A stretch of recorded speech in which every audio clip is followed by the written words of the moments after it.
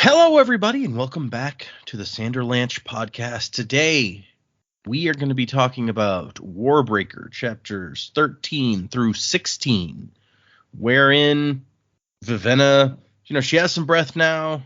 There's some discussion about that. She's going to go to the Court of the Gods, where it seems that all of our perspective characters put in an appearance, although we don't get a perspective from Vasher there. But everyone else is there. Siri's there. Lightsong's there. Siri's husband is there. It's kind of odd, but I mean, he's the God King, so what are you going to do? Lightsong and Blushweaver have some political conversations, some wrangling and such. And then there's talk of war. It seems that maybe Siri's presence has not had the desired effect. I don't know. Anyway, I'm Data, and with me today is Joe, Jack, and Jamie. Hang on to something, everybody. The Sanderlanche is about to begin. To emerge and to breathe anew, for a purpose so far from my own. And this world I've awoken to seems familiar but somehow unknown. And the branches of gold on the skyline reach out to the sweep of the stars. The beginnings and endings of lifetimes, a guidance of light from afar. Down, down, down. So yeah, I feel like this is a very talky set of chapters, but some interesting things come out of it. What did you guys think of these 4 chapters? Oh boy, man, I missed the whole week, and here we are with these chapters. But let me tell you, these were some good chapters. I gotta kind of dissect each part here because there's so many. Every time I feel like a question's answered, another one's raised, and then there's more little information, knowledge nuggets. Yeah, the breaths, like Vivenna's got all these breaths. It's interesting to me, which you guys may have talked about this last week. I wasn't here. It's interesting to me that basically the breaths can be forced on you. Mm-hmm. Like the person giving them away, they're willingly giving them, but they can also apparently just say like, my breath, yours. It's like, oh no, I have to take these breaths. That seems strange. But then, so we got that. She's trying to figure it out. She's freaking out. We get some different perspectives as they get to the arena with Siri. The perspective jumps were a little bit jarring for me. This section. Mm-hmm. I could follow the story, but at the same time, I was like, man, I wish we could have just like overheard some stuff as opposed to like switching back and forth so much. I'm not a big fan of Blushweaver. I'm just gonna put that out there. Not her biggest fan. Also, Lightsong. I mean, I get it. He's kind of still unsure of his place, and he's second guessing like his decisions and things like that. But I'm not much liking him in this section either. But I just get more and more intrigued by how biochroma works. It's just like the farther we go, the more I'm intrigued by it. I really want more of Vasher. I want to know what's going on with him. I feel like we didn't get enough Vasher this week or last week either. We didn't get any Vasher last week. But yeah. Other than that, the kind of basics of the storytelling, I think Brandon's doing a really good job of like making everything kind of make sense. Like he's slowly. It's funny because it's like the gods should know what's going on, but I feel like the most exposition of how we get things, how we understand how things work is when he's like, hey, Larimar, Lightsong's like, Larimar, remind me why we're doing it like this. Which is kind of funny to me because it's like, hey, you should really know this, but it also fits within Lightsong's character to not know it. And then the other parts we get from Siri and Vivenna, which make more sense because they're from Idris. But yeah, the Lightsong stuff kind of cracks me up because it's like he should definitely know. It's obvious he's been told many times, but he's just like continuously pushes back against it. So yeah, but enjoyable read. I am starting to itch a little bit for some action. So I don't know if that's forthcoming or not forthcoming, but I do want to see some like. I want to see the powers used in more of like a tense situation or a combat situation. I mean, I'm ready to see something like that. So, yeah, I guess. I mean, we saw, or rather, I guess in the prologue, we didn't see the action. We showed up and people were just dead after the fact. So we haven't gotten. Yeah, people see, were like, dead. I think the only thing that happened was in the prologue. He used the scarf to strangle that dude, but that's pretty much it. It's true. I do like what you say about Lightsong because it did come up last week when Larimar's having to explain to him basically the whole premise behind like how the gods work. And I think it was Jamie last week who was like, they really should tell the gods this, like, earlier. And I'm like, Yeah. they probably did. Lightsong just hasn't paid any attention to it. Yeah, that is definitely the gist I get. They probably explained everything to him when he returned, and he was just kind of like, whatever. I'm just glad I'm not dead. And then, he slowly just kind of like goes through life trying to figure things out. And then, like, if he cares enough to even remember, Larimer's probably told him the same thing like 50 times. Yeah, they probably I did had this also weather like in this discussion before. Yeah, I did also like in this section where he says to Blushweaver, "You're giving me a headache." And she's like, "You can't get headaches." It's like everybody's telling this dude he can't have a headache. He's like, "I'll tell you if I'm having a headache, damn it." It's Imagine if he's the only god who actually can get a headache, and everyone's like, "No, you're not getting headaches." And he's like a foxy return. I don't know. Poor guy. He's like, "You guys are gaslighting me. I'm totally having headaches." The god doctor hooks him up to a colourful MRI, and it's like, no, guys, he's not kidding. There's actually something wrong in there. He's like, I told you. No, I really want this to be real now. It's like, no one will listen to Lightsong. He keeps telling them that his head hurts, and they're like, yeah, whatever, you're full of shit. He's just Bruce Willis throughout the entirety of Die Hard 3. It's like, do you have any aspirin? I have a really bad headache. And he doesn't even take the aspirin when he gets some at the end. It makes me think of another Bruce Willis movie, Hudson Hawk, where he keeps trying to get a cappuccino, and then he doesn't get one until the very end. He wants that cappuccino. Yeah, then he gets one at the end at like a little cafe in Italy and drinks it and throws the cup over his shoulder. I was like, no, what are you doing? And that's the end of the film. That's a great movie, people. Hudson Hawk. If you haven't seen it, it is Bruce Willis comedy gold. It's on the list. Mm-hmm. Yeah, it's probably one of like the greatest unknown comedies of all time. Well, and the thing is, it's because like at the time Bruce Willis was just hitting it as this action star. And so then they advertised this movie when it came out as an action movie because that's what people expected from Bruce Willis. And then people go to see it and it's this silly comedy. And so no one liked it because it was not what anyone was expecting. Yeah. Well, there is action parts in it, but yeah, it is a weird off the wall comedy for sure. Yeah. It's like silly slapsticky action. Yeah. I mean, British guy pelvic thrusting in the air wildly. It's got everything. Good times. Now I want to watch Hudson Hawk. I'm gonna go do that later. All right. So yeah, these chapters really good. I thought the coronation was a lot of fun. Just seeing how everyone does. I was expecting more to come from the encounter between Vivenna and Vasher, but it seemed kind of just like he's just watching, but didn't really do anything. But I think he must know who she is or something because he seemed really suspicious. Ceremony itself was really cool to see everything goes. It's nice to see the God King not in the shadows. But this is him with his mask on, pretending to know what he's doing, I guess, because we still don't know. Like, it doesn't seem like he has much of a clue when they're in the bedroom. So that has some implications the way I phrased it, which is not what actually plays out in the book. But anyway.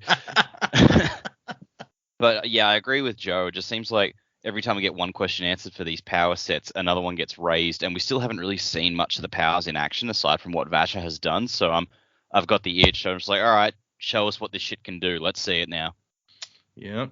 It's we've seen a lot of the powers being used for, well, not even a lot. We've seen some of the powers being used for more mundane things. Like the guy in this chapter just uses his cloak to like lift himself above the crowd to be like, is this line moving? Damn, I don't know. I'm tired of waiting.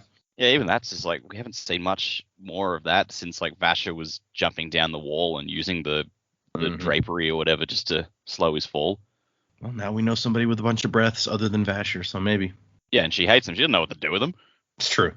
She had to get her two assassin sidekicks. Like one of them, his name's Tonk Far, and I can't read that without thinking of like the Amazonians from Futurama. It's like, how Tonk look? Tonk look good. Me fat. It makes me think of Tonks from Harry Potter, although they're not at all the same. Yeah. It makes me think of Pon Far, even though that's way different. Not even close. You don't know this guy's life. Maybe it's exactly like Pon Far. I don't know. So his blood boils and shit? That's weird. His blood boils with Vulcan love lust? Yeah. Could be. You don't know. Yeah, good chapters. I'm kind of like I'm liking the vibe. Like we haven't had a lot of action yet, and that's fine because I feel like we're still in like the mystery piecing together things. It definitely has. I feel like every week we've got some more clues or more information about something that's going on. And I actually thought this week was really good. The chopping and changing of perspectives, like, yes, a little jarring, but I loved it when you went from like Siri's perspective to Vivenna's perspective. And like Siri's like, this is kind of cool. Like, I'm gonna, I'm a little uncomfortable. I'm a little outside my comfort zone, but when in Rome, right? And then Vivenna's like, oh my gosh, they've absolutely abusing her. So I thought that was quite clever how they went through those. Yeah, Blush Weaver, she's going to be a problem for sure. I don't like her. I still like Lightsong. I'm kind of glad that we had an interaction between him and Siri. And, he's trying to sort of piece together how much of this is she aware of, how much does she know. So it'll be interesting to see what they are like. We've got another individual telling us that not all is as it seems. Our God King, like if he was all, showing off his prism of colours every time, I'd probably want to sit in a dark room as well. It just sounds exhausting to be like that. To be so colorful all the time. Just to be so colourful. It's like, you know what? I just want to be like a bit moody today. But that's a lot of breaths that he's holding, like 10th level. And I realize a lot is probably just an understatement here, but yeah, he's holding more than one. We already know that he's not exactly like a returned in the same sense, in that he's never lived, but I'm very curious as to what's going on there with him. And he's so young as well. So that's kind of interesting. I don't know. I don't have a lot of answers, but I've got a lot of thoughts and questions and like, oh, what is that? What is that? I'm glad we got an answer to our question from last week about can you give away your breasts or what's the go there. So you give away all or nothing, including your own, but to then be able to like animate your object, maybe put the breasts into an object would be really interesting. So yeah, I think Vivenna's going to hang on to these for a little while because she obviously doesn't want to lose her own. Yes, in summary, I really enjoyed these chapters. Yeah, it's like that little extra just like screw you to Vivenna that she wasn't able to refuse these breaths, and now they're like, oh no, you can't give them away without giving away your own. And so in her mind, it's like, this is my soul. No, I'm not going to give that. What? So yeah, it's just take that. She's going to have to get a little creative in what she does next. Be interesting to see how she handles it, because it sounds like, generally speaking, she's got quite a lot of breasts, but it's definitely not like enough to be like super duper special. She's just she's obviously going to be able to get into places. It's definitely handy to have. Yeah, see what happens. Yeah, we definitely get the impression that she has a lot more than average, even among like the upper crust. Like the priests that we see had 50, and then she specifically says of all the people showing up to this meeting, there was like a couple that looked like they had more than her. So she's pretty up there. There's actually in the back of the book, which I won't have you guys look at now, but there's a chart that's like each heightening and about how many breaths you need to get there. It's not like an exact thing. It's like ish. So it's like first heightening, 50 breaths, second heightening where you can get perfect pitch, 200 breaths. The third one is like where you get that perfect color recognition that she has. That's like 600-ish. And then it just jumps up. It's like 1,000, 2,000, 3,500, 5,000, 10,000, 20,000. And when you get up to the God King level of the 10th heightening, it says it's like about 50,000. So it would be hard to get a hold of that many breaths. Like, yeah, that's a lot of breaths. And then I want to do a little bit on the math on that, because I was working off about 10,000, but it was 10th heightening. But yeah, 50,000 is huge. How long have these God Kings been around for? Are there that many weeks to have gained 2 breaths per week? Well, it said that like the majority of them came from was it Peacegiver? Like gave them a bunch, and then they've been adding to it since then. But yeah, how many thousands did Peacegiver have? Because that's still a huge amount. It's crazy. Anyway, we don't need to go into that now.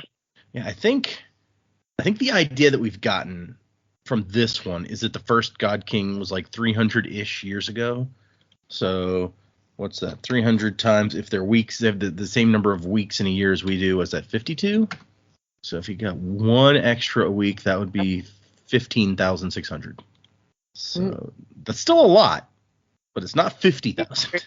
No, yeah, you had to inherit a lot from Peacegiver. All right, I guess let's get into this thing. So we started with chapter 13. 16 this time. And so we start back at Vivenna, and Vivenna's just like, I'll give it away. Yeah, I'll go out and I'll find all the people who have been, all these little people who your society has screwed out of their breath, and I'll give them back their breath. And Denth is like, you can't just give one away at a time. That's not how it works. You give it all away at one time. And Tongfa's like, yeah, including your own. That would leave you as a drab. And she's like, oh shit, no. So this is weird to me, because it's like Awakeners give specific quantities of breath into inanimate objects, but apparently if it's a living being, you don't get a choice. You just they leave you. It's just, I don't understand how it differs, I guess, as far as imbuing things with breath. That's a good point. And I mean, I don't know that you get to choose in awakening either. It's like you awaken a thing and it takes however many breaths it takes to awaken it. So Vasher just like had enough experience to know, like, I have enough breath to awaken this thing to do this. Yeah, well, it sounds like even if he loses all his breaths, he can still reclaim the breaths from an inanimate object. Yeah, you can get them from inanimate objects. You cannot get them from other people without that person's consent. I guess if you awakened an object, though, that breath is still yours, so you can take as you require from that object. Like someone else couldn't steal the breaths out of an object you've awakened, right? It doesn't sound like it. I mean, we haven't seen it come up, I don't think, but that would be a dangerous thing for someone like the guy that we see later when he awakens his cloak to lift himself up above the crowd. If a guy standing next to him could just be like, "Hey, give me that breath," and like take it out while he's up in the air, that'd be a risky move. Yoink, mine now. Look at these breaths that I found. Yeah, I just found them laying around in some guy's cloak. So weird. Yeah, it would be risky. You should watch your breaths more carefully, dude. So yeah, Tongfa's like, I mean, you could awaken some stuff. Stick your breath inside a pair of pants or something. Dent's like, yeah, pants, sure. Yeah, who doesn't love a good pair of walking pants? And Dent's like, I mean, most awakeners awaken an object just for a little bit, but I don't see why you couldn't just leave it there. And Vivenna's like, so yeah, you take the souls of men and create unliving monstrosities. Somehow that seems worse than just having them. And so she's like, crap, what am I going to do? And then we get yet another Denth. I hate being a mercenary. You know why? You can tell this is going to be a running gag for him. No job security. Our employers have a habit of dying on us. And Tongfa's like, yeah, I mean, not usually from being sick, but swords and such. And then Vivenna's like, uh-oh, are they gonna turn on me? Or, like, now that Lemix is dead, are they free from their contract? And Dent's like, you see? Yeah, she's thinking.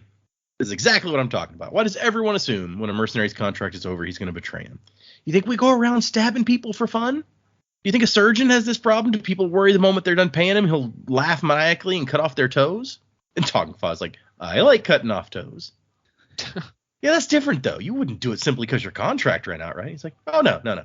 Toes is toes.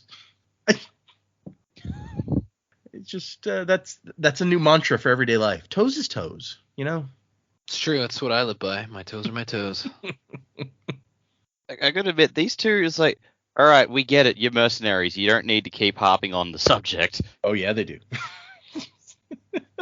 I don't think you understand. They're not assassins. They're mercenaries. In fact, you made the very mistake of earlier calling them assassins, and I almost corrected you. Did I? Yep. I, too, was like, maybe I should correct him. Now we'll let it go. Okay. So they talk about how mercenary work is respectable, it's legal, and Tongfa points out, not that we pay the tax collectors, though.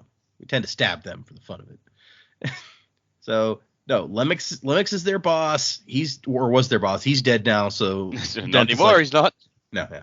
Our contract transfers to you, I think, if you want it. And he even says, it's like, he paid us half up front, so, we still got some time. Or maybe, was it Lemix that mentioned that he paid him half? I don't remember. Somebody says it. No, I think they straight up tell her, like, he paid us half. We haven't even run through that yet, so. Yeah. So, I mean, that's pretty honorable as far as mercenary thinking goes, because they've been like, oh, yeah, no, you got to pay us. He hadn't paid us yet. But apparently Denth doesn't even pay attention to how much they have left on their contract. He's like, nah, Jules handles that kind of thing. Third member of our group. She's off doing Jules stuff. How many of you are there? Just 3, unless you count pets, because he has that bird. Oh, yeah, here it is. It's like we got at least a few months left. We're paid half up front. So even if you don't want to pay us the rest, we probably owe you a few more weeks. Tongfa. So if there's anyone you want killed, now would be the time. That does sound kind of assassin-y. I mean, you can't say it's not. Maybe it's true. We talked about last week, like how far does it have to go? Like how important does a person have to be before it's a murder or an assassination instead of a murder? So maybe, they're not assassins. They'll murder unimportant people for the amount of money they have left on their contract. Not an important one. By the end of this book, all right, here's an early predicament for you. They are going to become assassins. Oh. Just they need to broaden their horizons is the problem. What's the most important person in land? The God King. Let's see it. Ooh. I mean, I don't think Vivenna would object, honestly. Probably not. Might not be good if it could be traced back to Idris, though. That would probably lead to war. And so Denth is like, so what do you actually want us to do? Like, why are you even here? He's like, oh, I'm going to sneak into the God King's palace and rescue my sister. And they're like, oh. That old chestnut. Ambitious. She is a princess. They tend to be ambitious sorts, I hear. And Denth's like, that's a little beyond our normal, the kind of thing we do. Tongfa's like, yeah, we usually just hit things. Or we're bodyguards, that sort of stuff. And then Denth says that Lemix has been embezzling money from the king and spending it on breath. And Vivenna is outraged. Lemix was a patriot. He wouldn't do such a thing. I like Denth is like, look, I mean, even a good priest isn't above slipping himself a few coins every now and then. People aren't simple, even Idrians. Like Tongfa's like, yeah, boring, but not simple. Take that, Idrians. So Denth has some ideas about what they can do to help what she's going for here. He's like, we're useful in different ways. We know people, so maybe we can think up something. Maybe I'll be able to come up with something. It's a little bit like kidnapping, which Tongfa points out we're not fond of. Did we mention that? Yeah, you did. Bad business, no money. And so Denth is like, okay, time to get to work. Let's ransack the house. And Vivenna's like, wait, what? Like, yeah, break open any hidden safes, search the papers and stuff. I mean, you want to find out what Lemix was doing, right? So, and Lemix won't care much, being dead and all. Tongfa points out. Yeah, thank you. Yeah, it's true. And so she, Denth is like, she's not happy about the ransacking the dead guy's house. And Denth is like, I mean, we don't have to. You're never going to know what he was up to, but, it's your call. You're the boss. And she's like, fine, but I'm going to supervise. And Denth goes, actually, I doubt that you will. And he has to point out, today is when the returned are holding court, and your sister is going to be presented to the gods. And Vivenna's like, dude, I've learned about this shit. You can't just walk into the court of the gods. Nobody just walks into Mordor. You have to be very influential, or you have to draw and win the lottery. And Denth's like, yeah, if only we knew somebody with enough breath to instantly be considered important and gain entrance. Tongfa's like, yeah, somebody would have to have at least 50 breath to be considered worthy. That's a terribly high number. And how many breaths do I have? Oh, like 500 or so, according to Lemix. Better get going, princess. You'll be late. These guys, very good at playing the, oh yeah, we're just, dumb mercenaries. Nobody asks us card while getting her to the place that they want her to be logic-wise. Yeah, these two are 100% those two chaps from the Road to El Dorado. Which one's Kevin Kline? Which one's Kenneth Branagh? I feel like Denth feels like a Kenneth Branagh to me. Yeah, I maybe. I don't know why. I don't know. Like, the Kevin Kline was the thinker of the group, and Denth seems like he's more of the thinker. I mean, their characters in Road to El Dorado, I agree with you. I was thinking more in general of like the in actors. general, yeah, that's fair. Yeah. Instead of an armadillo, they got a parrot. So we cut to Siri, who is blonde with excitement, getting her hair done. She's finally going to get out of the palace after a week stuck inside. Yeah, that's a new catchphrase I'm going to have to work into my daily life, blonde with excitement. You see that woman? She's positively blonde with excitement. No one will understand what the hell you're talking about. That's his style. You just leave him wanting. It's like, what does that mean? Wink. Just walk away. The next phrase for a T-shirt when you go to is it Dragon Stealer? Yeah. Yeah, blonde with excitement. We might. I mean, that's a quote for the book, so we might get bipped on that one. Yeah. Fair. Also, I'm not blonde, so I guess I just wouldn't be excited. Just take Yeah, a that's wig, true. and then when you're not so Well- excited, you take it off. I guess that could do, yeah. Could do. Could do. So Siri is getting all gussied up for her debut in front of the gods, and she's gonna go with gold. And I like that they bring out some clothes. She makes a choice, and once she's chosen a color, they bring out 3 more gold dresses, so she has even more choice. I know you didn't mean it that way, but like the way you kind of just blasted through that, just like they bring her dresses, she makes a choice. It sounded like super sarcastic, like you thought she made a bad choice. Oh yeah, it's freaking gold. What is this girl thinking? Ugh. And then she's like, "Can I try them all on?" And the serving women are like, "They're not supposed to talk," so they just look at each other like, "Duh." Like, we're surprised you haven't been doing that before now. What fun are dresses if you can't try them all on? And so let's see, what dress does she go with here? Does it say? No, I don't think it tells us here which one she picked, does it? It tells us a bit later. Yeah, later. Okay. It describes it. We cut to Lightsong for chapter 14, and Lightsong does not like that it's raining.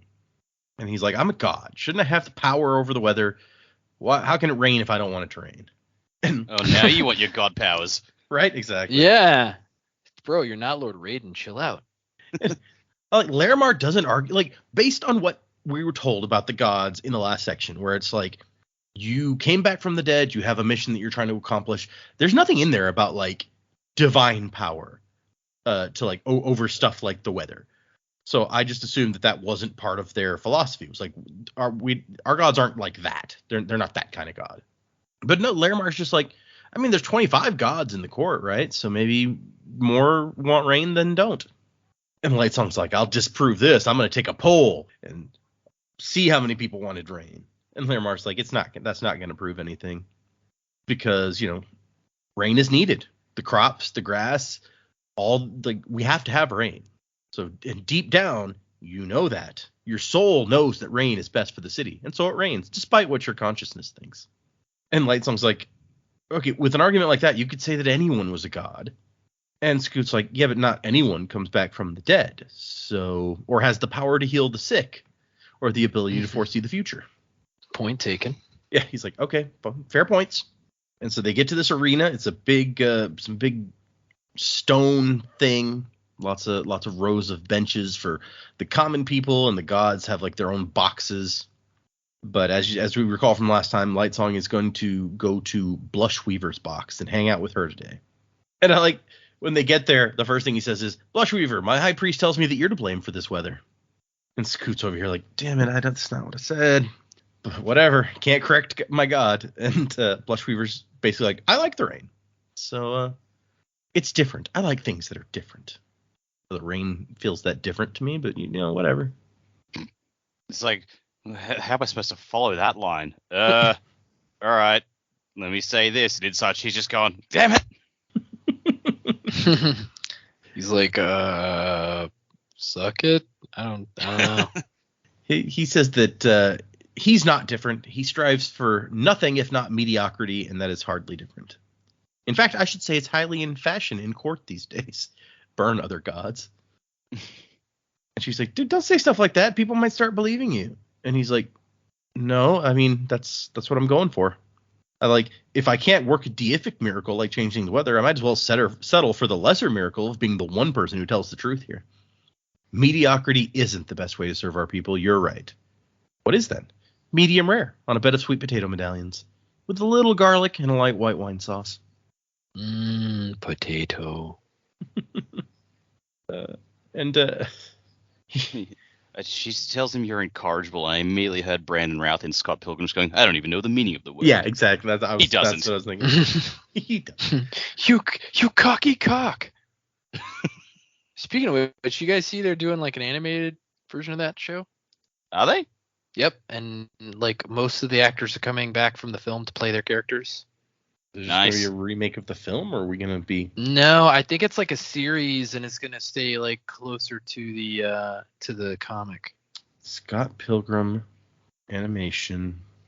Oh yeah, this was announced in March. I guess I just haven't been paying attention. Yeah, I know at least Michael Cera is playing Scott Pilgrim, and Kieran Culkin is playing Wallace. I know those two at least are definitely in it.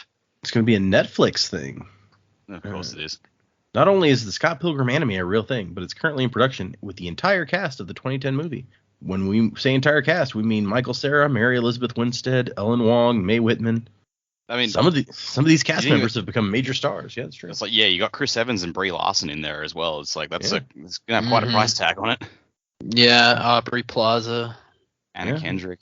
It lists Chris Evans, Brie Larson, Kieran Culkin, and Aubrey Plaza as people also returning. So okay, that's a massive cast. It really is. Yeah, which I mean, I think at the time Chris Evans was like on the rise when that movie came out. Yeah, it was pre Captain America, but it was post like Fantastic Four and Sunshine, so he was definitely on the rise. Yeah. Yeah, and Michael Cera had already been in a bunch of like teen stuff, so people liked him. And I think really the biggest not unknown, but the biggest talents in that film that are now much better known were probably Brie Larson and Aubrey Plaza. Yeah, I'd say that without a doubt. Was she on that show? Aubrey Plaza, was she on that show? She was, but it wasn't popular yet. Okay, gotcha. I still Mae Whitman, Katara is still my favorite. So sure. Oh yeah. Okay, sorry. That's I love Scott Pilgrim. That's our Scott Pilgrim digression for this evening. The movie and the comics were also very good. So, and apparently this is going to be based more on the comics. I don't have a problem with that. Yeah. All right. Back to the book. Blushweaver says that he should fight the universe, and he goes, I think that the universe and I are in a different weight class. And she says, I think you're wrong. And he says, are you saying I'm fat? This guy. And I'm getting a terrible headache. You can't get headaches. Well, I can't get subtext either. So, and he has a bit where he claims that he is decided to be a worshiper of Oster, the Idrian religion. And she's like, oh, no, that's actually really complex. You don't want to try Pan-Call instead. But he's like, aren't they just basically the same as us? And she's like, no, they have their own religion, actually. And we find out that we have met a Pan-Call person here in a little bit. Sometimes our conversations remind me of a broken sword, sharp as hell, but lacking a point. And Blushweaver wants to know more about the Queen, which I think we had already gotten that impression when the Queen showed up and we had a conversation with her before. But like Lightsong didn't even know that this was the day she was coming out. He's like, oh, really? Is her period of isolation over? All right, whatever. That's literally what this ceremony is for, dude. Larimar's behind him just going, I've told him 3 times on the way over. He didn't listen any times. And we cut to Siri again. Her dress has a ridiculously long train that like a group of women have to carry behind her. So that's probably not the one I would have picked, but whatever. It's not my choice. And she wants to let the rain fall on her face a little bit. She finally gets to be outside. She wants to be outside because they're carrying her. And the serving women are like, oh shit, they're like looking at each other. And she's like, come on, just for a minute. Come on. And they're like, okay, fine. And she's like, I could walk, you know. And it says the serving women looked very, very uncomfortable about that concept. So I question how much authority she has here. Like, could she just be like, I'm gonna walk? I think she definitely could, but I think they're worried about what would happen to them if she does that. Like, it's not about like we can't let you do that. It's more like please don't. Please don't. We're gonna get in so much trouble. And so she's picked a gown with a more daring neckline than she's worn before, no sleeves, and the skirt, which is short in the front but long in the back. She blushed every time she thought about how much leg it showed. Which, when we see Vivenna later, she's like, oh my gosh, she's wearing a skirt that doesn't cover her ankles. Outrageous. And as they approach, she's like, so where's the God King? They're like, no, the God King doesn't show up until everybody else is already here. Which, and I guess that makes sense. The God King doesn't wait. You wait for him. She starts looking at the people here. There's a wide variety of people, different skin colors, different hair colors, different clothing, all sorts of. It's once again very colorful. We're in Helandrin. Just assume that there's a riot of color, I guess. Clothing ranged from vests and shorts to long robes and gowns. How much time must they spend shopping? She had enough trouble choosing, and she only had about a dozen choices each day, and no hats. She refused the first few hats, so the servants stopped offering them. I mean, you don't really need a hat in her week inside anyway. So maybe they should go back now that she can leave and try some hats. Right. Yeah, but that's Also, talking I mean, from a practicality her- sense. Like, this isn't like they're not a practical society. Okay, yeah, that's fair. Also, they like her hair real long, so they may not want hats. Yeah, also true. And she watches some of the gods coming in. One of them's just bare chested, and she's like, "Oh my goodness!" Like very kind of like, "Oh, should I look? This is weird." Oh my god, you could grind meat on those. And she notes that the Halandrian deities do not seem as punctual as Bluefinger's schedule keeping had led her to believe. So things run a little more on time in the God King's palace than other places. Which, yeah, I 100% believe that if they're anything like Lightsong, that punctuality is not at the top of their list of priorities. And we cut to Vivenna, who had a very easy time getting into the court, just like Denth predicted. They even let Parlin go with her as her attendant. So she can tell just from looking at people how many breaths they have. She could tell that the priests at the gate for the first heightening had just enough to get to the first heightening, 50 breaths or so. And she's still in this where it's like the color is amazing since she has this power to like differentiate colors. And so she looks at like the gods' palaces that are painted different colors, and like the red one, I think the red one is Lightsong, so I don't recall off the top of my head. But it's like where Parlin just sees a very red building, she sees that it's very intentionally, artfully created with these different shades of red stepping up in tone as it progresses. But only somebody with like the third heightening can even see that. So, and the Court of the Gods is a really big lawn, as we established before. And Parlin's like, this would be a good place to graze sheep. And she's like, I don't think that's what it's for. Goats then? All right. I wonder if they have people out here like cutting the grass all the time. Probably, right? You'd I would assume so. assume. Yeah. Although it doesn't sound like it rains a ton. Oh, and see, that's the thing. This is like a jungle climate around Halandrin, so I assumed that it would rain a lot, but I don't know. I know he makes it sound later that like it rains more out in the jungle, so I wonder like if there's some kind of weird biochromatic power that keeps it from being as like drastic of a climate there. Well, they're also right on like the edge of this inland sea, so it could be, the sea could affect the climate right here on the shore. Okay, let's see. She's watching all the people come in, all the priests dressed in the same color as their god. That makes sense. We've kind of established that, I think. And she's watching the guy, these gods walking by, and on the one hand, this is really interesting and they're kind of impressive. On the other hand, this guy absorbs a person's breath every week to keep him alive. And they don't even know that they prefer children, or she doesn't even know that. So that would not make her like him better. And then there's the guy with the unusually long cloak who lifts himself up with it to be like, it looks like the line will be moving soon. And then she sees her sister and her heart sank. My poor sister. A scandalous golden dress that didn't even come down to her knees. It had a plunging neckline. And her hair, which even she should have been able to keep a dark brown, was the golden yellow of enjoyment. Look what they've done to her, forcing her to keep her hair that color to match her clothing. I just love how obvious it is that like what she thinks is going on isn't what's going on. It's like her hair is the color of enjoyment. She must be terrified. What? Even Vivenna should be able to remember that Siri has never been good at controlling the color of her hair. Yeah. It's like she calls it the color of enjoyment. What do you think is happening here?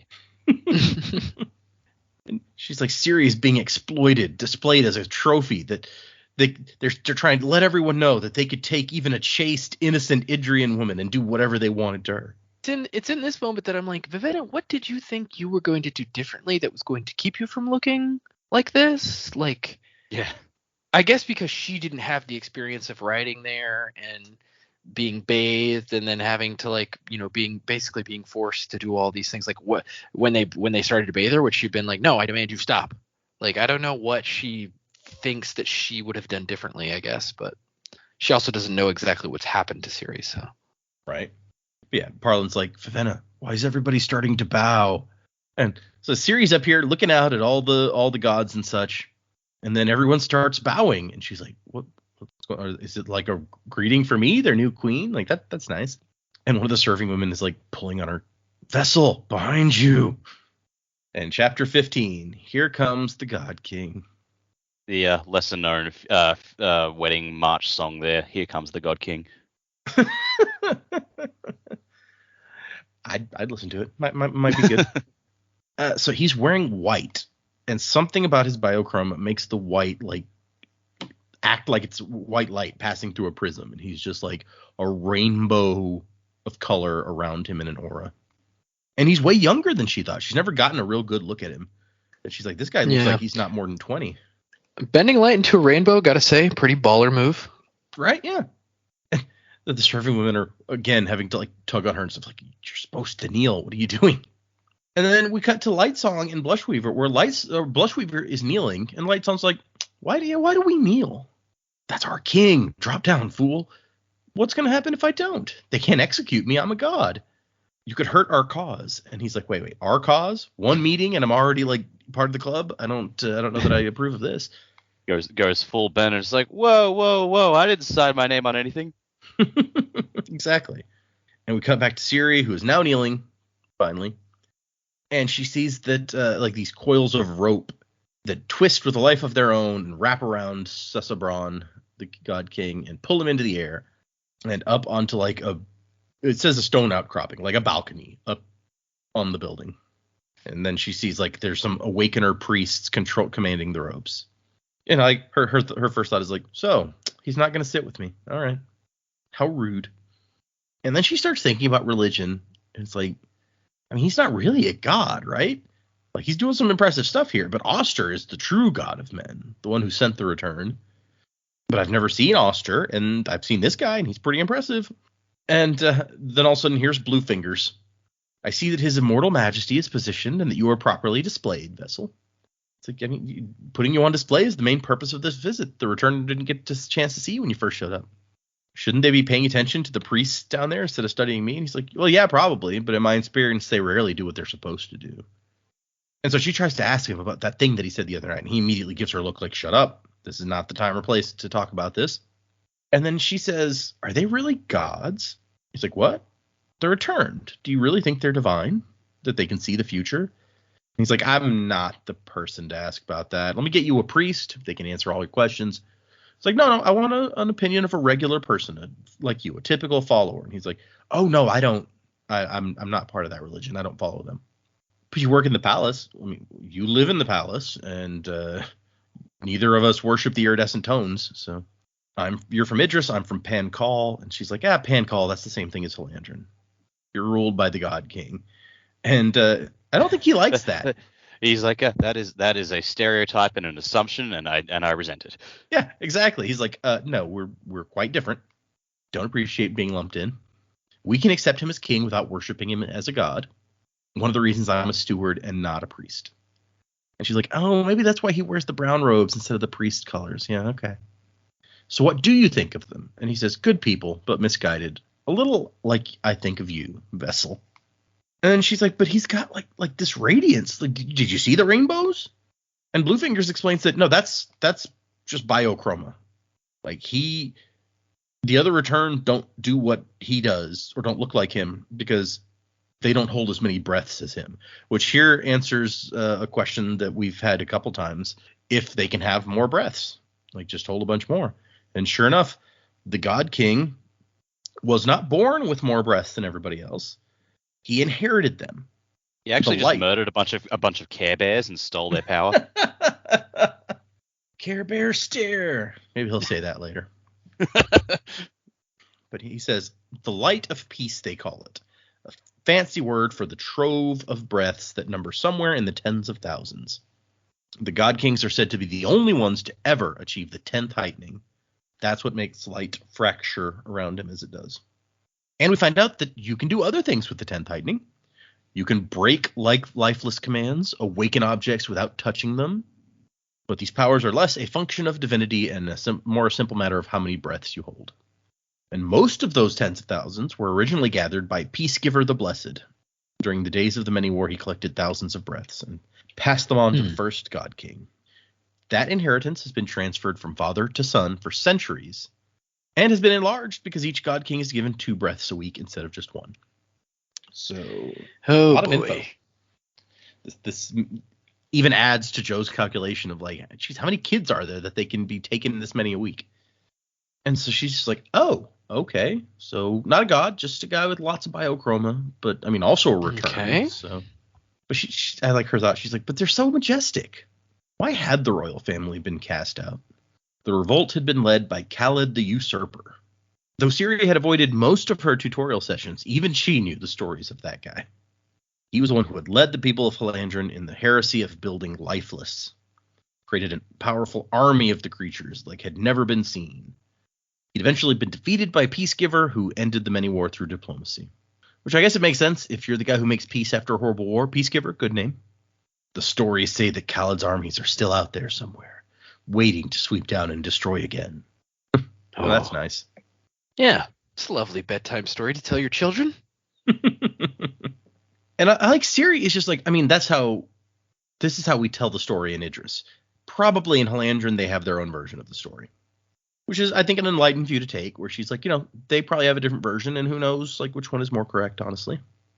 And then we cut back to Vivenna, who's just like, oh my gosh, things are even worse here than my tutor said. All this color, all these people. I think that was my favorite, because I kind of found the Vivenna Siri, like, on opposite ends kind of goofy, but I think that was my favorite moment. It's like literally Siri's just like, it's not as bad as my tutor said, and then immediately Vivenna's like, it's worse than my tutor said. It seems a bit Looney Tunes-esque. Like the immediate the immediate contradiction. Yeah. I like it. I like the Looney Tunes. Yeah, Parlin is like kind of looking around the crowd, paying attention to the priests debating on the floor, but she is so distracted by this new color perception ability that she's not paying any attention, really. And eventually she's like, I can't take this. I've seen Siri. I know what's going on with her. We got to go. And that's when she turns around and there's a guy staring at her. Facial hair halfway between a beard and a scruff, ragged brown clothing ripped in places, loose trousers tied with a rope, hair unkempt. But from the bubble of color around him, she can tell that he is at least the fifth heightening. And they lock eyes, and she has a sudden, awful, panicked sensation that he knows exactly who she is. So fifth heightening is like 2,000 breaths. So if she has 500-ish, he's got like 4 times as many. A lot of breath that he got from that Var guy, who also can call, by the way. I don't know if you guys recall that, but he was from the same place as apparently Bluefingers comes from. Oh, cool. I would think if Vasher, he probably does know who she is because he was expecting her, and then when it wasn't her, he's like, they sent the other one. So like I bet he does know who she is, but I also bet because he has the same, he has heightening power, he's probably like, what the hell is she doing here, and what the hell is she doing with breaths? Yeah, that's good. I hadn't thought of that, but you're right. He would have seen right through that and just gone, okay, that's a development. Yeah, he's like, what? I have some questions. It's just raises further questions. Two questions. First, what? Second, the fuck? Yeah, this guy's this is our one glimpse of Vasher this week and last week put together, and he's making her a little bit uncomfortable. He's just been off screen because Nightblood got away from him, and there's just been like a yakety sax moment of him chasing the sword all over the city while it bounces from murder victim to murder victim. And in other news, the mysterious killings are still going on. People say that nothing is left at the scene except piles of blood.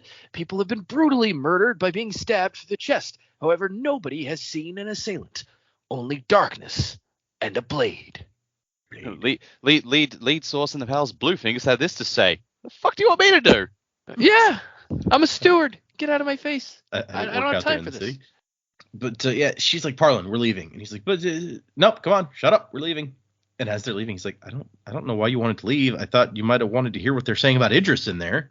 So, wait, what? Yeah, I mean, it sounds like they're talking about declaring war. Don't we have a treaty or something? War were declared. Vivenna seems to routinely underestimate Parlin, and I think she needs to fix that, or she's going to suffer for it. And so we cut to the priests on the floor talking about whether or not to invade Idris. Stillmark's high priest is against it, but Lightsong notes that Stillmark is a traditionalist, and basically that means that he'll argue against any proposal that's made. Anything different, nah, forget that. He's nearly as old as Blushweaver and considered wise, is Stillmark. And opposing Stillmark's high priest is Blushweaver's high priest in Hana. And Blushweaver is in favor of the war, and her high priest is arguing that they hold the Idrians hold all of the northern passes, every workable copper mine. They have military garrisons within striking distance of our capital, and they still claim to be ruled by the rightful kings of Halandrin. I think Siri doesn't even really come up in this discussion, which it's like, we have a treaty. They lived up to their end of the treaty. Do we really not give a shit about that? Apparently not. And they're up here. Lightsong's like, you're behind this, aren't you? You're not only behind this debate, but you stacked the audience with people sympathetic to you. And she's like, I mean, yeah, but so did the others. I just did a better job of it. Freaking politicians. That's why you guys don't like Blushweaver, because nobody likes a politician. Let's be honest. It's just reminding us uncomfortably of Will of Ascension. That's all. And she's just giving me Cleopatra vibes, which is like super derivative to me. So like, I'm not into it. But for Lightsong, there's the additional complication here. If he keeps having these dreams, possibly premonitions, although he doesn't really believe that he can see the future, but he keeps having these dreams of the city in flames. So he's like, maybe we shouldn't have a war? I mean, because that might be bad for us. And he's like, you want my lifeless commands, don't you? And she's like, oh, well, I wouldn't say that. I just want you to be informed. Colors. This war. Of course I want your commands. So, well, I mean, yeah. I mean, I want that too. I like that colors is the swear word. Maybe a remnant of the old Austria thing where colors are bad. Could be. And this leads to my favorite bit of dialogue in the chapters, where she says, you're difficult to manipulate, you know? And he's like, no, all you have to do is promise me that I don't have to do anything, and then I'll do anything you want. And she says, anything? He's like, well, anything that doesn't require doing anything. And she goes, that's nothing then. Is it? Yes. Well, that's something. This is that Oscar Wilde shit. Silly word. Yeah, that's where this stuff is where Lightsong wears on me. I'm like, okay, dude, we get it. You're clever with the turn of phrase. Cool. Awesome. I like it. I do like it if it wasn't his whole shtick. Like, I feel like he relies on it too much. And then Lightsong is sitting here like, there's more than even what you're saying. You're hiding something. What aren't they saying, like, during this debate on the floor? And she's just like, Lightsong, dear, you were right. Bringing you to government proceedings, and it corrupts you entirely. I just don't like secrets. They make my brain itch. And I like her retort is forced simile, dear. And this is where Blushweaver says, you know, the queen, they sent the wrong one. And Lightsong says, yeah, clever of them. And Blushweaver goes, clever? It's downright brilliant. Do you know what a fortune we paid these last 20 years to spy upon, study, and learn about the eldest daughter? Those of us who thought to be careful even studied the second one. But the youngest, nobody gave her half a thought. I love how it's like, they're all just like, what brilliant chess move is this? Clearly the Idrians are much more clever than we thought, and it's just because Dad didn't want to give up his favorite kid. Yep. Like, it's just, oh my god. She says, my spies in Idris insist the girl is of little consequence, which makes me worry that she's even more dangerous than I'd feared. Yeah, it's a real the man who knew too little situation here, except it's the princess who knew too little. Yep. Yeah. And it's unfortunate.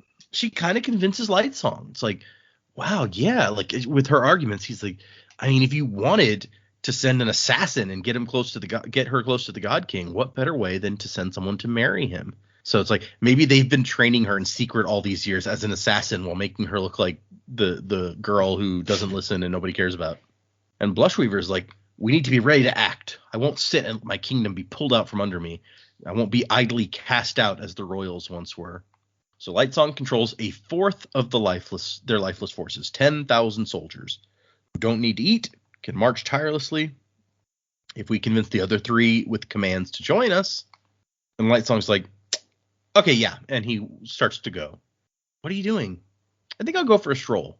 Where? Lightsong glanced at the queen. Oh, blessed colors, do not ruin this.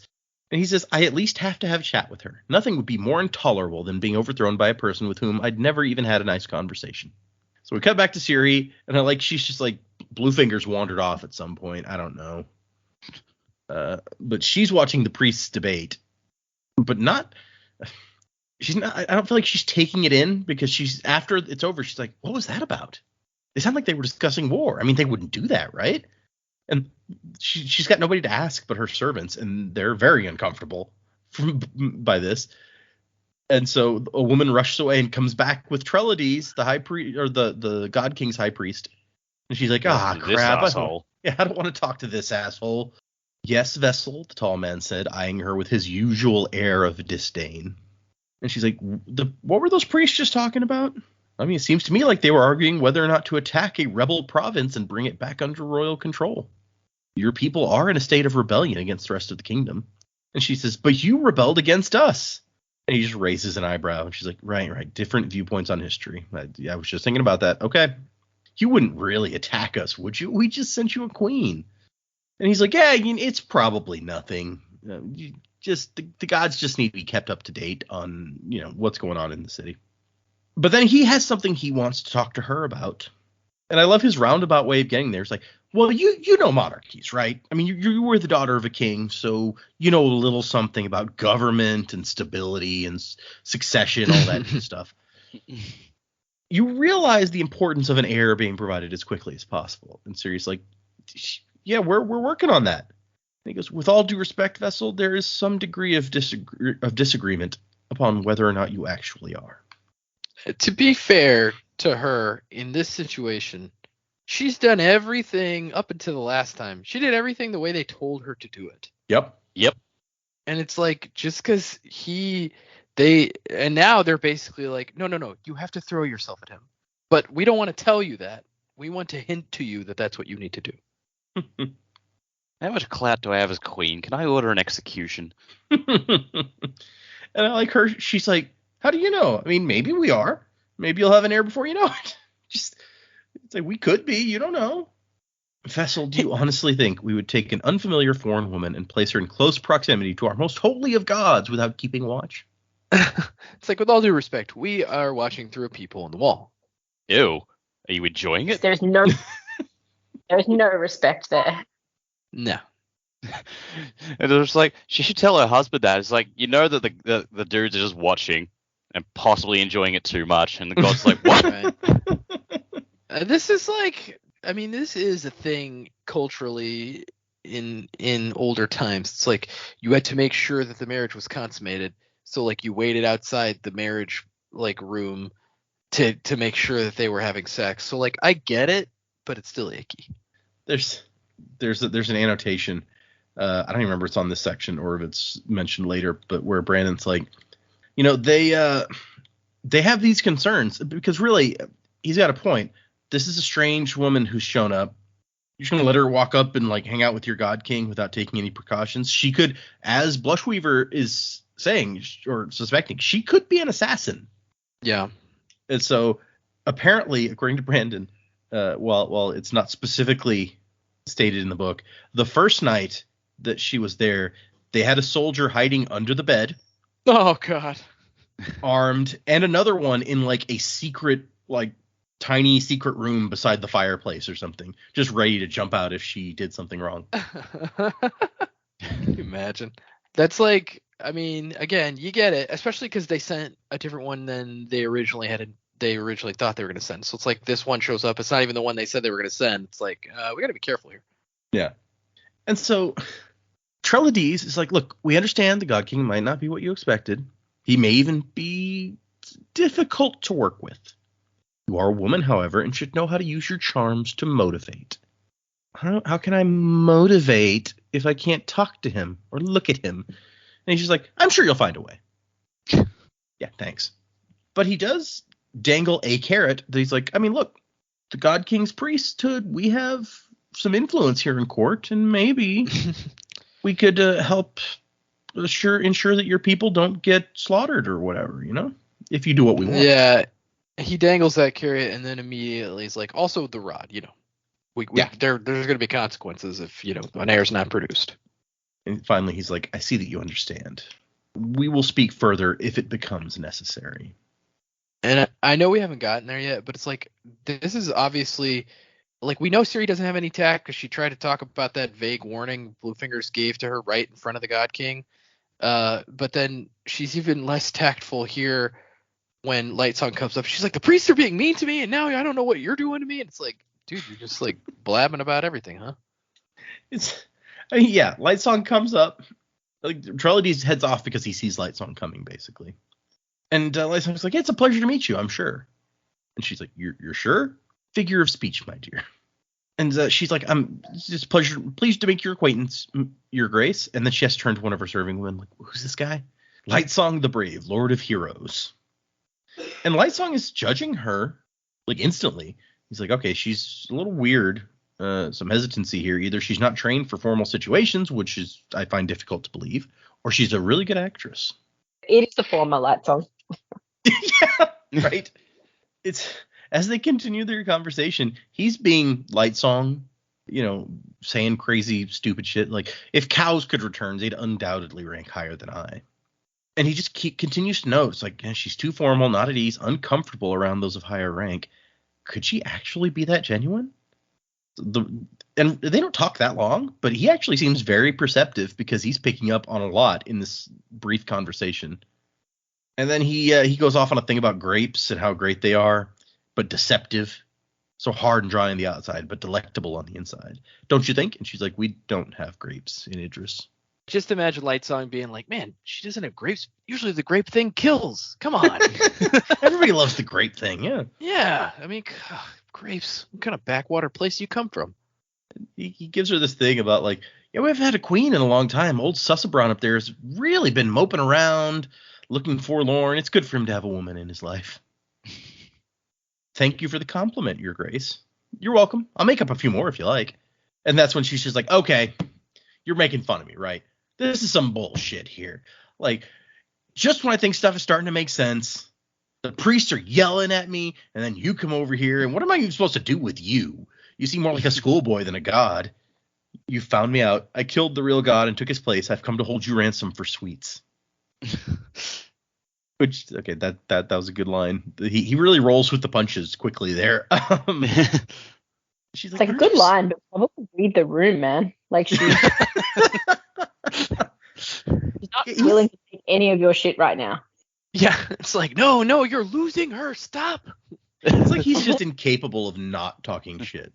Mayday! Mayday! I love that he knows it too, and he's like, crap. Okay, I'm definitely saying all the wrong things here. She's just like, aren't you supposed to be distinguished or something? And he's like, oh, this is what passes for distinguished in Helandrin. And then she didn't seem convinced. And he goes, I am, of course, lying through my teeth. The other gods, I'm sure they'll impress you. They're all more deific than me. And she's like, you seem more like the god of gestures than the god of bravery. I have applied for the position and been turned down. You should see the person they have doing the job. Dull as a rock and twice as ugly. And he's like, no, I'm not lying about that one. Mirthgiver, god of laughter, horrible. If ever there was a god more poorly suited to his position than I, it is he. And she's just like, I don't understand you. Apparently there's a lot going on here that I don't understand. And this is when he's just like, she's not faking. Like, either or else she's the best actress who's ever lived, basically. This means something. I mean, maybe there's more mundane reasons for her being sent instead of her sister, or maybe there's a plot. But if there's a plot, she's not in on it. Khaled's phantoms. This child is going to get ripped apart and fed to the wolves. And so she's just standing there looking confused at him, and he nods and turns to walk away with a smile. And then he feels bad about it, especially thinking back to his first few months here and how confused he'd been. And he turns back and he's like, don't let them get to you, child. And then he leaves. And that's the end of our chapters. It's an interesting scene. I mentioned before, I think maybe it was last episode, that I felt like when our 4 different lines start to cross is when things start to get interesting. And it is interesting, but at the same time, it's kind of like you feel bad for Siri.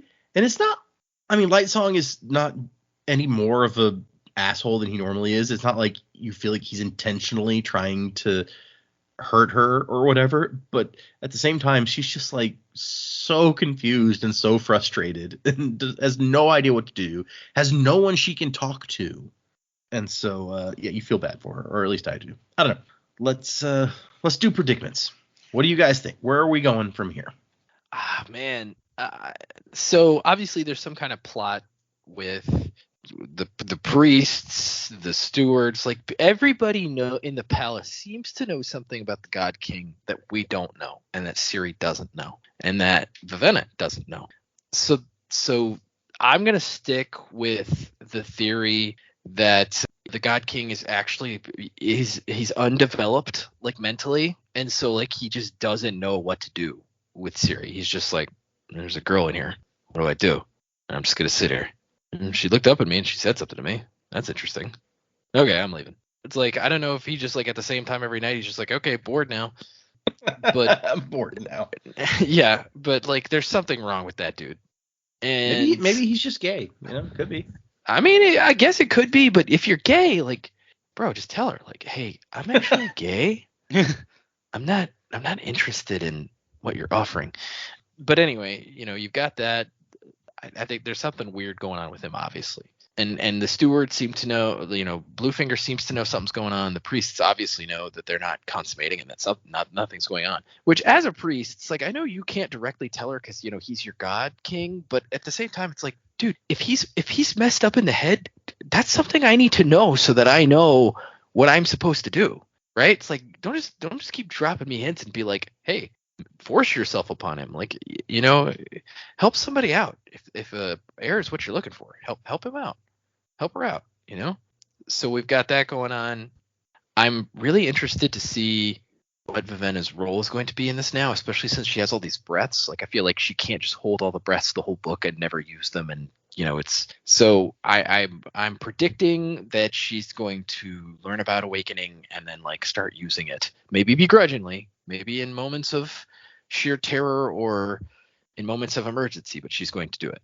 And then, yeah, Vasher, don't know what his game is yet. Obviously, he's to me right now the most interesting character. There's the most weird stuff going on for sure with the talking sword, so want him to become more of a focus for sure in the story because he seems like an interesting guy. I gotta be honest. I know that the gods, because they've got some kind of weird conspiracy going on, that they're probably going to continue to play a major part in the book. I'm already sick of them. It's not that I don't like Lightsong, it's that I don't care about whatever's going on with them. I don't like Blushweaver. I'm sick of hearing about him. Like, besides Lightsong's altruistic characteristics, I could go the rest of the book without them. I really don't. So far, they have not impressed me with their shtick and their part in the story. And then, you know, like I said, hopefully I'm predicting we'll see some action soon because I feel like we need to see some cool power stuff. But yeah, that's all I got. It does seem, from the previous Brandon books that we've seen, it does seem like it might be time for a little bit of action. Although the Elantris wasn't super action heavy. It was more of a talky book. This could be kind of similar. I don't know. Yeah. At least the Zealot was more interesting to listen to than the wishy-washy guy who's a god but doesn't really believe. Like, from a certain perspective, I understand that it's interesting because it's a different kind of character. It's somebody who is a god but doesn't believe in the religion that he's a god of. Like, that's a cool premise. I just don't know that the execution for me is really doing it for me. Okay. Well, and I think that last week, which some of the stuff you didn't hear, Dak was talking about having some issues with Lightsong kind of just retreading the same ground over and over. And it's like, he was like, it's time for Lightsong to get some growth as a character. And so that might be contributing to what you're thinking. Although, I don't know. When we get to Dak in a minute, maybe he's changed his tune on that. Well, and, you know, he's had this conversation with Siri. Maybe his mind will start to change a little bit. But yeah, it's like, it's almost like Lightsong, and maybe he's even aware of this to an extent. It's almost like Lightsong is stuck in like a Groundhog's Day situation where, like, to him, it just seems like he's reliving the same thing over and over and over, and he can't really escape, and it's not interesting enough, or like, he's just like, why am I here doing this? He has no purpose, which I totally get, like, that kind of fear in the back of your head. It's like, my life has no purpose. I do the same thing day in, day out, over and over. Totally get it. But and you know, they're calling him to some grand plan, and he doesn't know what the plan is. So he's like, well, what do I do? I don't want to keep just doing this over and over. But at the same time, yeah, I feel like, and you know, we're reading a book, so obviously it's a story and something is going to happen. But at this point, it's like, okay, we get it. Lightsong's not having a fun time. He's not having a great time. Well, and I mean, that's not even talking about the worst of it, which we hit on once again last time, where the petitions, where he has to go out there and see all these people begging him to die for them. Yeah, it's like thousands of people line up to be like, hey, will you die for me? And you're like, no, I'm sorry. You have to condemn a baby to death because you don't want to die. So it's not an easy thing to be doing. Sure, especially if you do have a conscience. Yeah, exactly. It's like, because it seems like maybe some of these other people don't have consciences. At least, like, to me, Blush Weaver seems like it's just like survival at any cost. So she's not one that's going to be like, yeah, I'll sacrifice my life for this person. I mean, apparently none of them are. There hasn't been one who sacrificed themselves in 3 years. So yet. Okay, so predictions. So where I think this is going, I feel like Lightsong, his whole deal is like he sees everything as pointless and doesn't really understand what the go is as a god. I think that now that he's mixed up with Siri, I think the fact that he's eventually gonna realize, oh, she is 100% genuine. She's not acting. She's just someone who got sent here and doesn't really have a clue what she's doing. And to him, that might be like he sees himself. I am but a simple man. I only understand simple problems. This is a simple problem he'll be able to understand. So he might actually. So that's going to spur him to go, I should do something about this because this I get. Like, I don't get all the big politics talk and all the godly stuff, but I understand a girl who's been taken away from her home. So I think that's going to spur him to become Siri's big ally here. And I think that is going to compound with, because I said last week, I think Vivenna's going to mix it up with Vasher. So both the princesses have their allies in the city, and I think that. And now that I think, all right, so Siri will have Lightsong and Vivenna will have Vasher. Lightsong might not remember it, but he and Vasher have history. So I think that's going to cause some conflict later on, especially because Lightsong doesn't remember the conflict, but Vasher does. So it's going to be like, oh, what is this guy's problem? And that'll just cause more conflict between the four of them and just really throw spanners into whatever works is going on. So I think that's where all that's going to go. That's an interesting thought. And I mean, I like your idea of it being Lightsong and Vasher with the history because, well, Vasher's just mysterious in general, right? And Lightsong's history is a mystery not only to us, but to him. So that makes it a really good candidate. Although almost anyone in the story, you could be like, Lightsong has a history with him and doesn't know it. Like almost any character could pop out and be that person who has a thing, probably not like Vivenna and Siri who have lived in Idris all their lives, but just about anybody else could have a secret history with Lightsong. So that there's a lot of interesting possibilities there. I like that. Okay, I don't really have a lot more to add to what I've said previously this week. I still think that maybe Vivenna is the girl from Lightsong's nightmares. I was thinking like it might have even been Siri, but he's met Siri now and that hasn't registered. So unless it's only a fleeting glance, I don't know. I'm less likely to think it's Siri. I think Dak's onto something that you'll have Vivenna and Vasher kind of team up, and especially because Vivenna can sense the power in Vasher and also in Nightblood. So I think that will probably be something that will get explored. She might be kind of reluctant to associate with him, but I think if he wants to talk to her, he'll find a way of making that happen. I think she'll avoid him. Obviously, she doesn't want to be found out and hunted down as the princess. So that'll be interesting to see where that goes. I'm wondering if the priest ever thought maybe the God King was having some performance issues because they're hiding under his bed.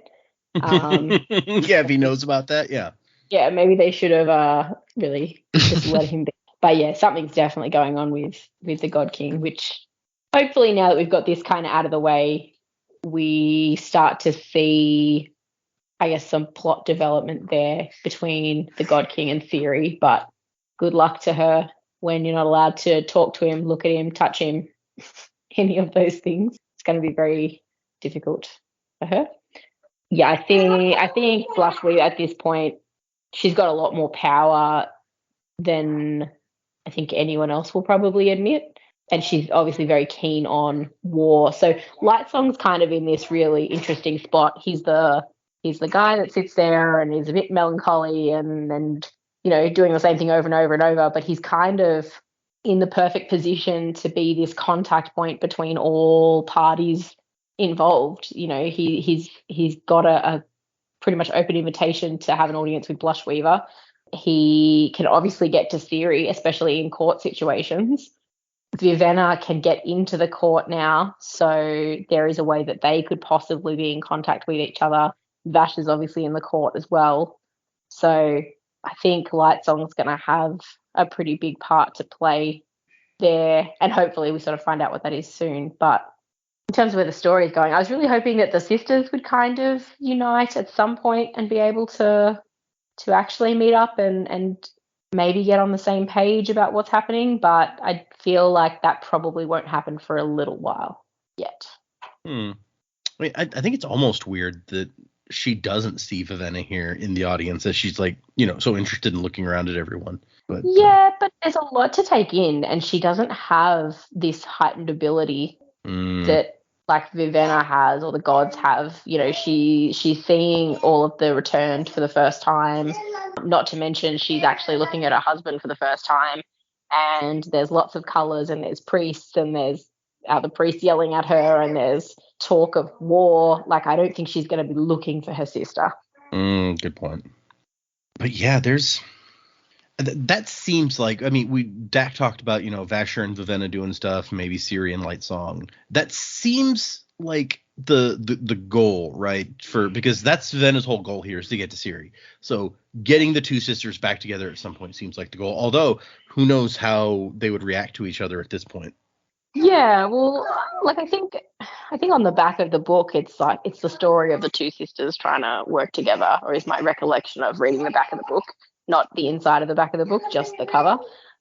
But they're on very different pages about what's happening to Siri right now. So it would be interesting to see whether they can have a discussion that's reasonable, or if, maybe something happens before they actually can meet, and Siri is kind of like, oh, look, it's really important that I'm here doing whatever I'm doing, and Vivenna's trying to get her out, and there's a disagreement there. Like, I'm not sure how that will go if one wants to stay and one wants her to leave. So yeah. I mean, that and I think maybe Dak predicted that last time, was that at some point, we would run into that situation where Vivenna meets her and she's like, we got to go, and Siri's like, no, I'm going to stay.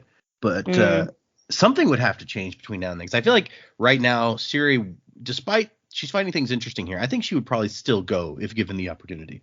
I think if she was given an out that meant there was no ramifications for Idris, but she was out of the situation, I feel like she would take it at this point. Like, her interest and how invested she is in the whole situation is pretty low compared to her desire to maybe be free. But it's also the first time she's really been allowed out of the palace too now. So there's a little bit more going on for her. I don't know. I'd run far away.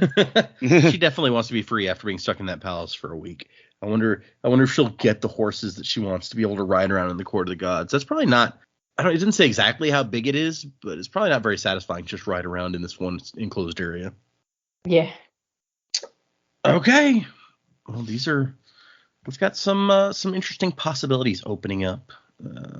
Some lines starting to cross over with each other, and who knows where that will go. It's interesting that I think that prediction from last time was exactly that, like, Vivenna and Vasher would meet up somehow, and here they kind of almost sort of do.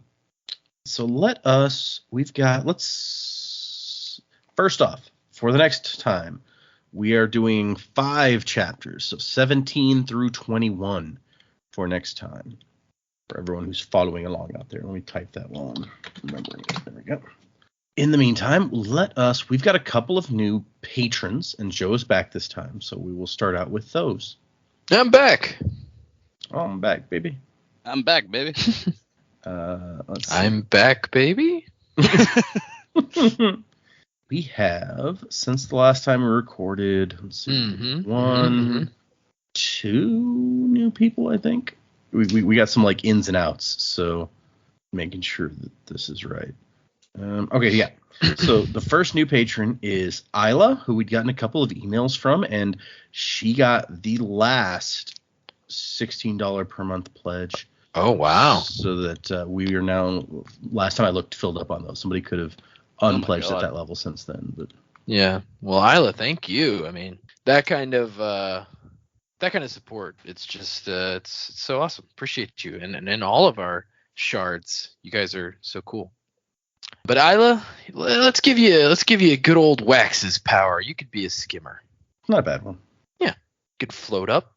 You could jump, and then float, and then you can slam your weight down really fast and not hurt yourself somehow.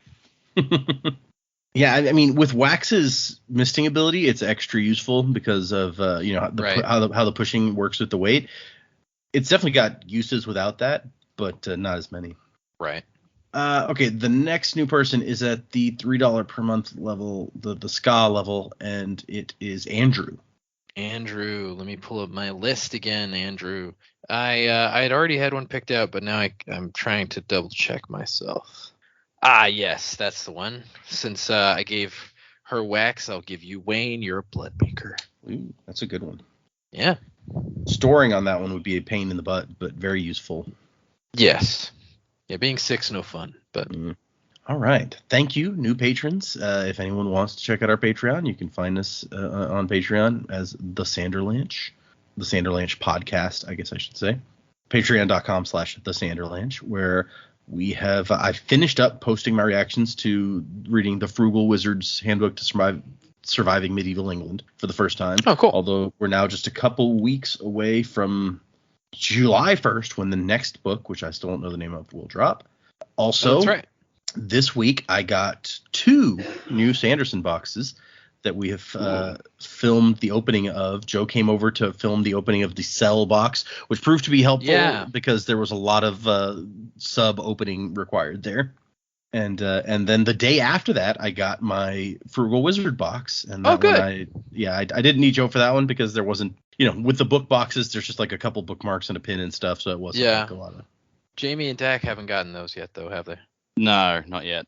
Okay, so we still can't talk about that box on the show, unfortunately. But I'm not averse to spoilers. Jamie, are you averse to spoilers of what's in the box? What's in the box? What's in the box? No, you can talk about what's in the box. That's okay. Unless there's something in there you think that really deserves the element of surprise when the box is opened. How do you feel about that, Data? Well, other people out there might be waiting for their box. I guess that's true. So go to the Patreon to check it out. I'm going to be I haven't posted either of those videos yet, but hopefully they should be going up this next week. So by the time you hear this, hopefully both of those unboxing videos will be up. Yeah, and if you've been waiting with bated breath for Possum Hunters episode, which by now, if you're listening to this episode, you already know it's up, but we'll just say it again. Hey, it's up. Possum Hunters episode 1. Go check it out. We'd love to hear your feedback. Yep.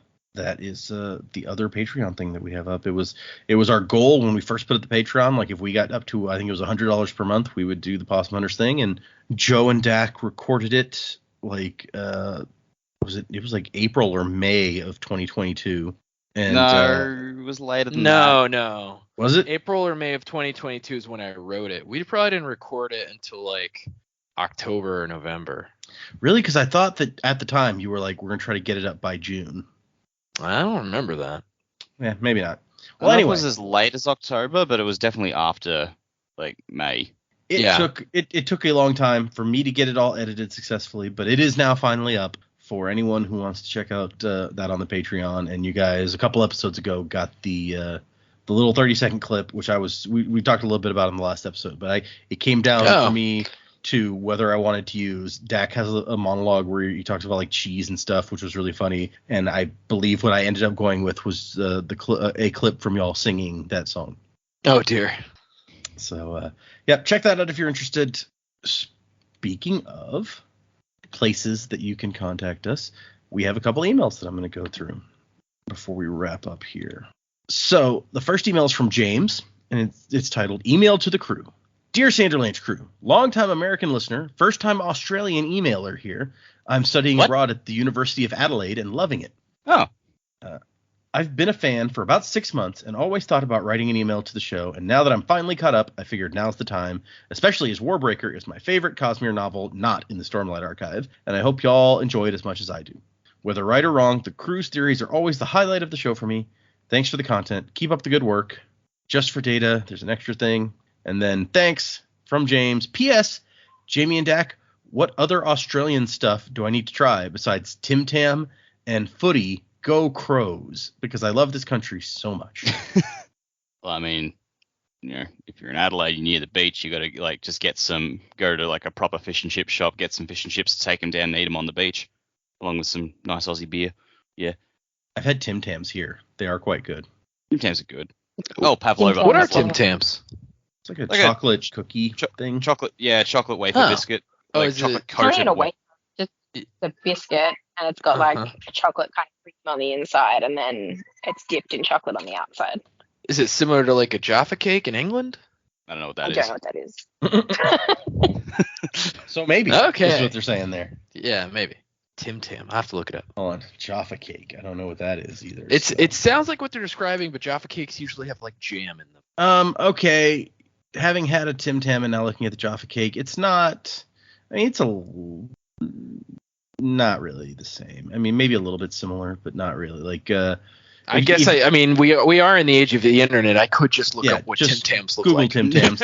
They have them at HEB sometimes. Oh, cool. So if you every now and then I find some there and I pick them up because they're good.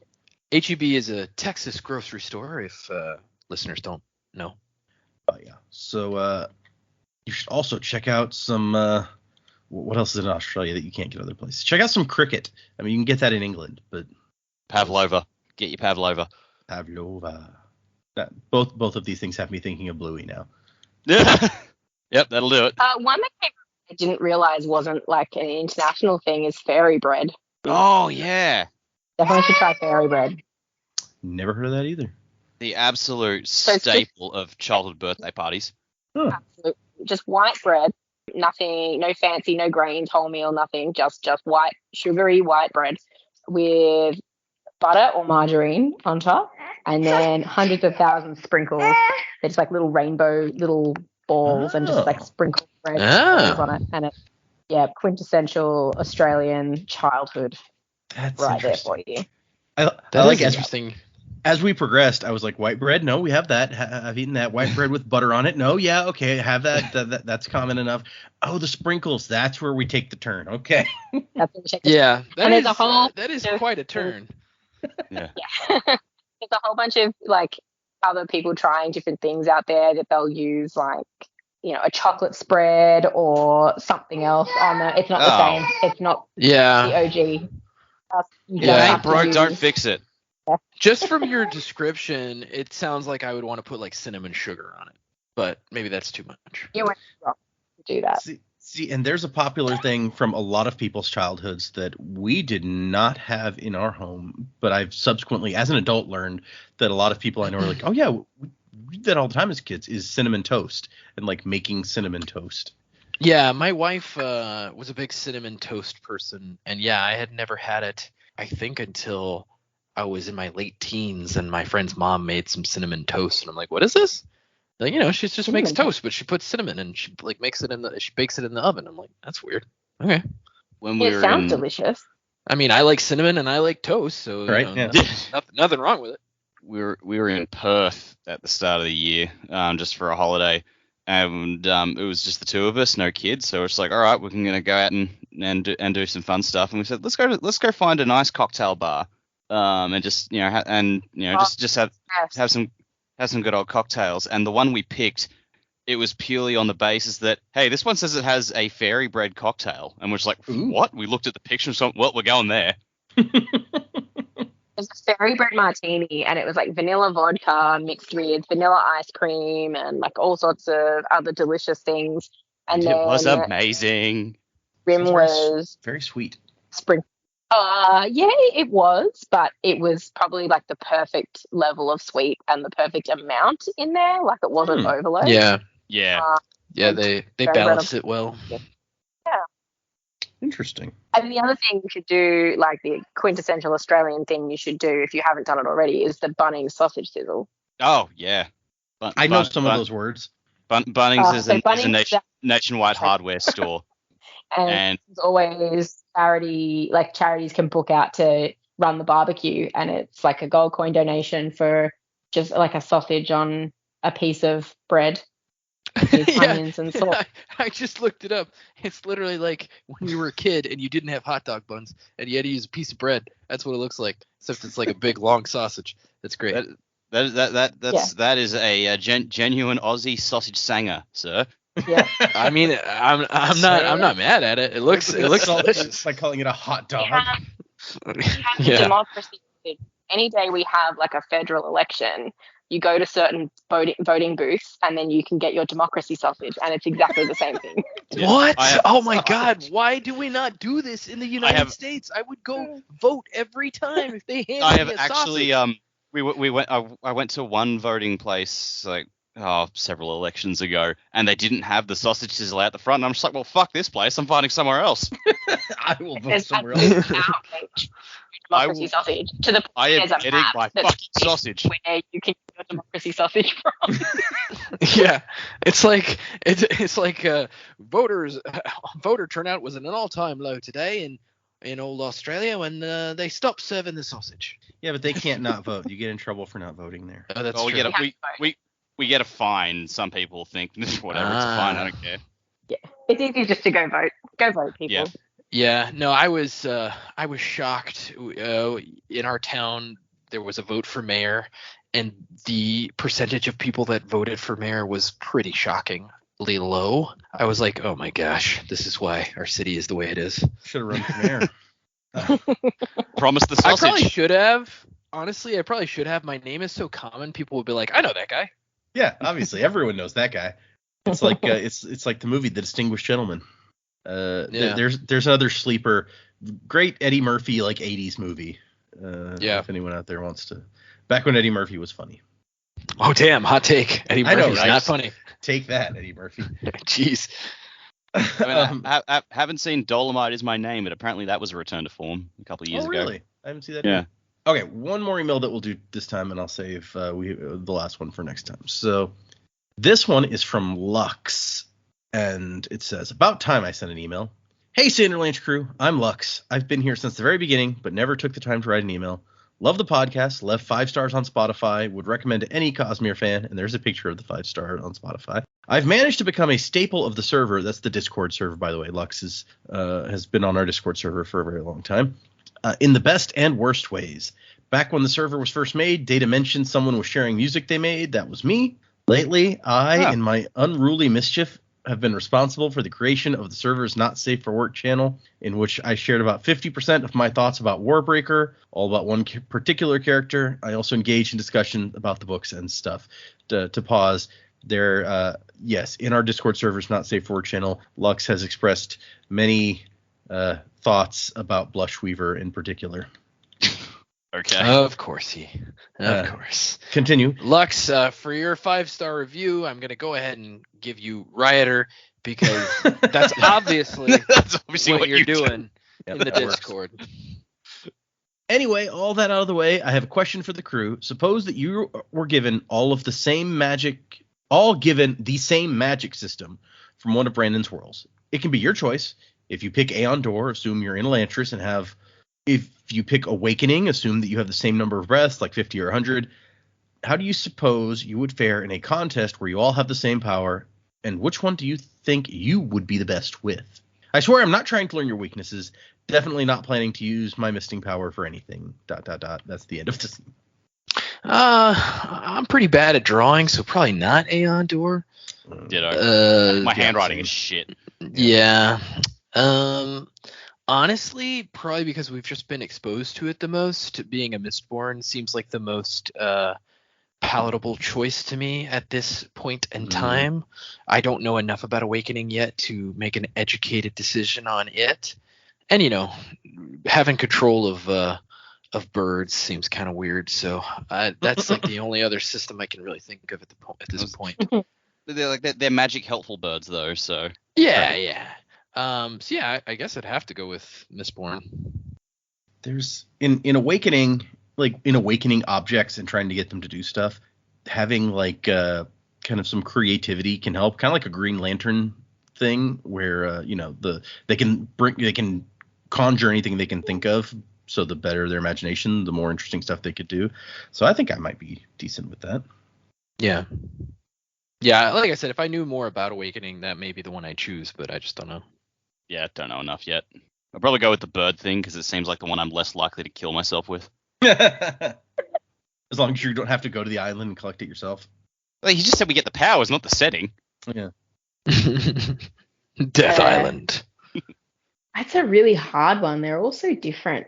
I don't know. I'm really interested in the Awakening power, but I love how many different things there are for a Mistborn to do. So I don't know. I think I'd maybe have to go Mistborn. Yeah. Okay, so if everyone was a Mistborn, who would be the best Mistborn? I guarantee you, if I was a Mistborn, I'd probably be one of the poor bastards who can only burn aluminium, so I would just be fucked. Well, I think if you're a Mistborn, you can burn them all, right? Like, that's what we're talking about. We'd all. Sorry, yeah, so okay, right. I assumed we all get one power each, yeah? Jack would only have access to aluminum. No one would give him any other metal. Right. Which, I don't know how it feels to be a Mistborn. Obviously, we've read about it in books, but it feels like you have to have a pretty good understanding of physics to do it well. So, I don't know. I would say at this point maybe Data, only because he's been reading about it and knows about Mistborn stuff the longest.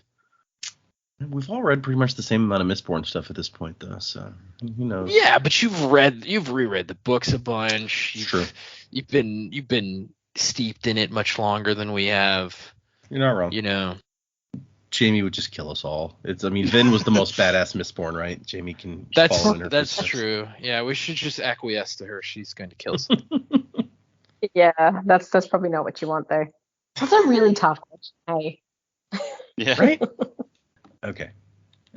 So, thank you for the email. We had two that we went over. Thank you for the emails. If anyone would like to email us, the address is thesanderlanche@gmail.com. Find us on Patreon, Twitter, Instagram, places like that. Music by Miracle of Sound. I got that out there. Remember, everyone, for next time, we're doing 5 more chapters. 17, not 16, 17 through 21. I know what chapters we did this time.